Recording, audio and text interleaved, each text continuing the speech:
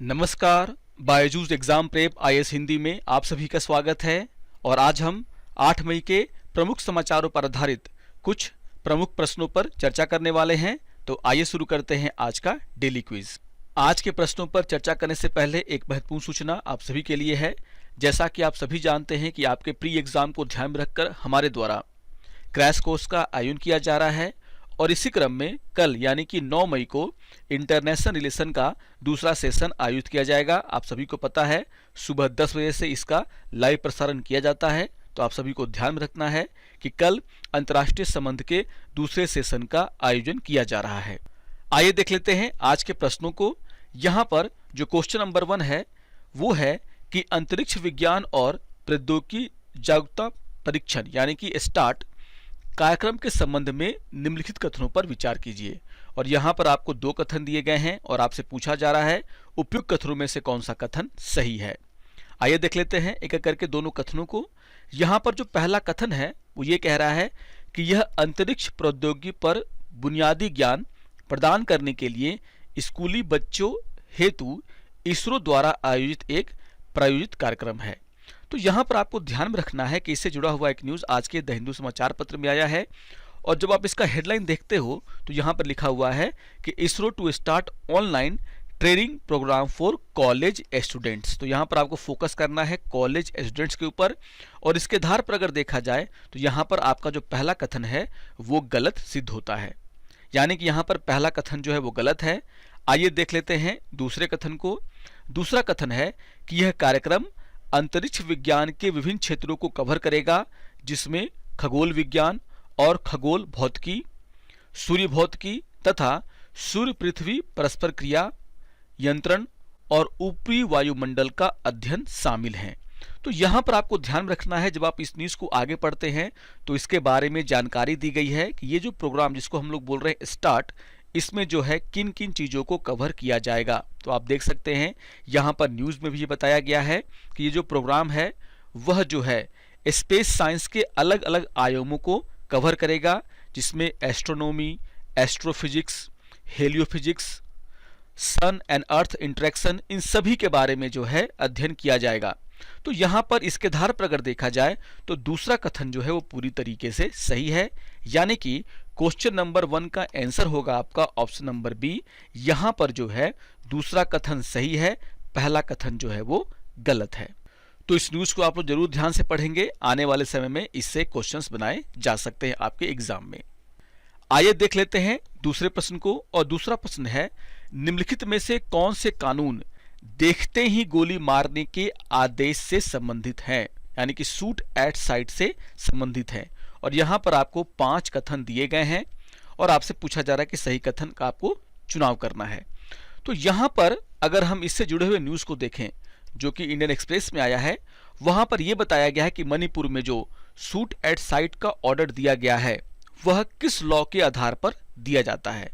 तो अगर आप इस पूरे न्यूज़ को देखोगे तो यहाँ पर जो है कि लॉ क्या कहता है उसके बारे में जानकारी है।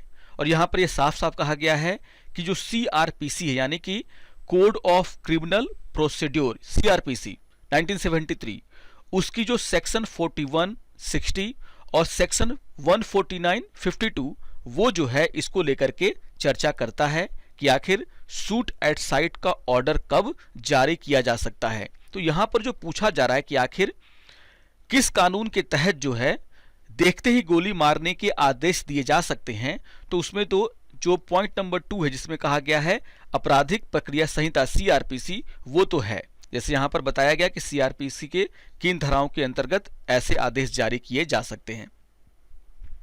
इसके अलावा आप देख सकते हैं यहाँ जो दूसरा पॉइंट उसमें कहा गया है कि section 3A of arm force special power act 1958, और यहाँ पर जो है इस कानून के तहत भी शूट एट साइट के ऑर्डर जो है निकाले जा सकते हैं। तो यहाँ पर आप देखोगे कि ऑप्शन में जो है कहा गया है सशस्त्र बल विशेष शक्तियां अधिनियम, तो यहाँ पर ये भी जो है इसका सही है, यानी कि इस नियम के तहत भी देखते ही गोली मारने के आदेश जारी किए जा सकते हैं। अब और कथनों को देख लेते हैं। यहाँ पर अगर हम इस न्यूज़ को आगे देखते हैं तो यहाँ पर यह कहा गया है कि section 76 of Indian penal code 1860, यानी कि जो आईपीसी की धारा है उसके तहत भी इस तरह के आदेश दिए जा सकते हैं। तो यहां पर आप देख सकते हैं कि जो हमारा ऑप्शन है वहां पर भारतीय दंड संहिता यानी कि आईपीसी का भी जिक्र है और इसके तहत देखते ही गोली मारने के आदेश दिए जा सकते हैं, यानी कि यहां पर तीसरा पॉइंट भी क्या है, सही है। यानी कि पहला, दूसरा और तीसरा यहां पर क्या है, सही होगा। अगर आप देखें आगे चल करके तो यहां पर और किसी जो है कानून का जिक्र नहीं किया गया है, किसी अधिनियम का जिक्र नहीं किया गया है। यानी कि अगर इन 5 पॉइंट्स में से देखें तो शुरू के जो 3 पॉइंट्स हैं जिसमें कि सशस्त्र बल विशेष शक्तियां अधिनियम, आपराधिक प्रक्रिया संहिता और भारतीय दंड संहिता का जिक्र किया गया है, उसके तहत जो है गोली मारने के आदेश जारी किए जा सकते हैं। यहां पर चौथा और पांचवा पॉइंट क्या है, गलत है। और इसके आधार पर अगर देखा जाए तो जहां पर चौथा और पांचवा पॉइंट आप उसको क्या कर सकते हैं, एलिमिनेट कर सकते हैं। यानी कि बी भी एलिमिनेट हो गया, सी भी एलिमिनेट हो गया, डी भी हो गया और आपका आंसर क्या निकल कर आ गया, ऑप्शन नंबर ए। तो ध्यान रखिएगा क्वेश्चन नंबर 2 का आंसर है आपका ऑप्शन नंबर ए। तो ये न्यूज काफी इंपॉर्टेंट है और यहां पर जिन लॉज की चर्चा की गई है जिसके आधार पर शूट एट साइट के ऑर्डर निकाले जा सकते हैं वो आपके लिए बहुत ही महत्वपूर्ण है। इसको आप लोग जरूर नोट डाउन करेंगे, ध्यान से पढ़ेंगे। इसके अलावा कोर्ट क्या कहता है इस पर, उसके बारे में भी यहां पे चर्चा है जिसको कि आपको छोड़ना नहीं है। आइए देख लेते हैं तीसरे प्रश्न को। और यहां पर जो तीसरा प्रश्न है वो ये है कि ग्रे एबरडीन ग्रेनाइट से बने और बलुआ पत्थर के आधार पर स्थापित टेलीग्राफ स्मारक का अनावरण लॉर्ड कर्जन द्वारा किया गया था। यह किस दौर समय के टेलीग्राफरों के प्रयासों और बलिदान को समर्पित है। तो यहां पर आपको ध्यान में रखना है कि यहां पर इससे जुड़ा हुआ जो न्यूज है वो साफ साफ आपको ये जानकारी दे रहा है कि यहां पर हम जिस काल की चर्चा कर रहे हैं वो है 1857 का विद्रोह। तो याद रखिएगा क्वेश्चन नंबर 3 जो है उसका जो है आंसर होगा आपका ऑप्शन नंबर बी, 1857 का विद्रोह। इस न्यूज में जो है इसकी चर्चा की गई है, आप इसको देख सकते हैं। यहां पर इस न्यूज के शुरुआत में ही इसकी चर्चा की गई है। यानी कि यहां पर क्वेश्चन नंबर 3 का आंसर होगा आपका ऑप्शन नंबर बी। आइए देख लेते हैं क्वेश्चन नंबर 4 को। क्वेश्चन नंबर 4 क्या है, निम्नलिखित युगों पर विचार कीजिए। और यहां पर एक तरफ जो है पहल के नाम दिए गए हैं और दूसरा यह किस राज्य या फिर संघ राज्य क्षेत्र से जुड़ा हुआ है उसके बारे में चर्चा है। और आपसे पूछा जा रहा है उपयुक्त युगों में से कितने सुमेलित हैं। यहां पर जो पहला कथन उसमें है चंदौली काला चावल पहल, जिसके सामने लिखा हुआ है उत्तर प्रदेश। तो ये पूरी तरीके से क्या है, सुमेलित है। यहां पर जो दूसरा कथन उसमें लिखा हुआ है कालिका चितारिका, जिसके सामने लिखा हुआ है कर्नाटक। आपको ध्यान में रखना है कि जो कालिका चितारिका है वो कर्नाटक में शुरू किया गया एक शैक्षणिक कार्यक्रम है जिसके तहत कोविड महामारी में जो सीखने की कमी हुई थी बच्चों में उसको जो यहाँ पर पाटने का काम किया जाएगा। तो यहाँ पर आप देख सकते हैं कि जो दूसरा कथन है वो भी क्या है, यहाँ पर सुमेलित है। तीसरा है सांथे कौशलकर, ये जो है तेलंगाना इसके सामने लिखा हुआ है लेकिन यह तेलंगाना की योजना नहीं है।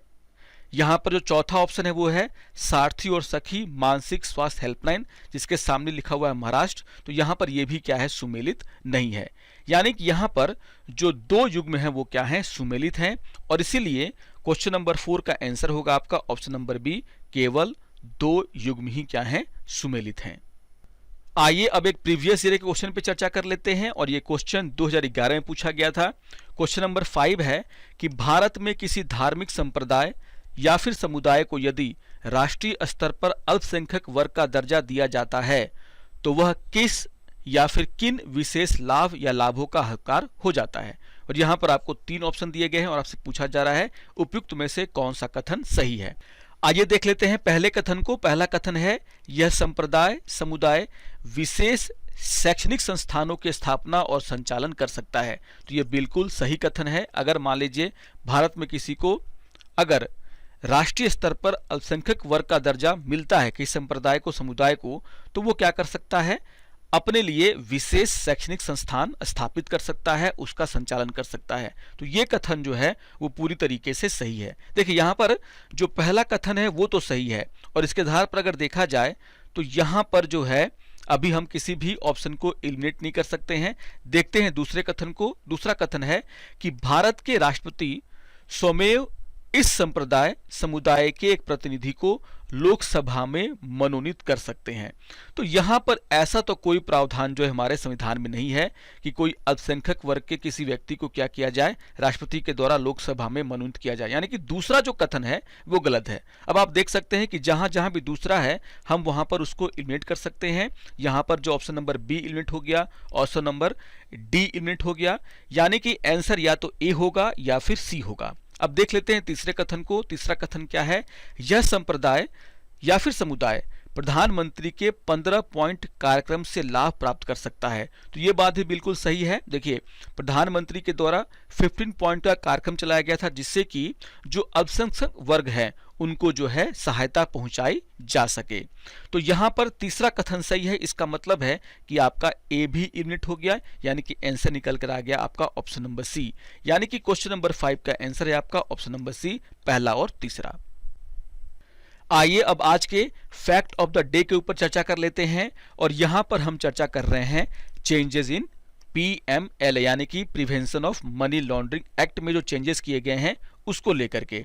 तो यहां पर सबसे पहले आपको देखना है, ध्यान रखना है कि आखिर कौन से चेंजेस किए गए हैं। आपने सुना होगा कि 3 मई को जो है वित्त मंत्रालय के द्वारा एक अधिसूचना निकाली गई थी जिसमें यह कहा गया था कि जो CA हैं या फिर जो चार्टर्ड अकाउंट होते हैं या फिर और भी जो ऐसे लोग जो किसी दूसरे के बिहाफ में ट्रांजैक्शन करते हैं उन्हें जो है अब prevention of money laundering act के तहत लाया जाएगा। तो यहां पर आप देख सकते हैं कि यहां पर यह कहा गया है कि ऐसे पेशेवर जो अपने ग्राहक की ओर से किसी अचल संपत्ति की खरीद या बिक्री जैसे वित्तीय लेन देन करते हैं उनके द्वारा जो ट्रांजैक्शन किया जाता है वो भी अब prevention of money laundering act के तहत आएगा। यानी कि जो एजेंसियां हैं वो उसकी भी जांच कर सकती हैं। मान लीजिए कोई ऐसा व्यक्ति है जो उसके ग्राहक के पैसे, प्रतिभूतियों या फिर अन्य संपत्तियों का प्रबंधन करता है, तो ऐसे लोगों को भी जो है PMLA कानून के तहत लाया गया है।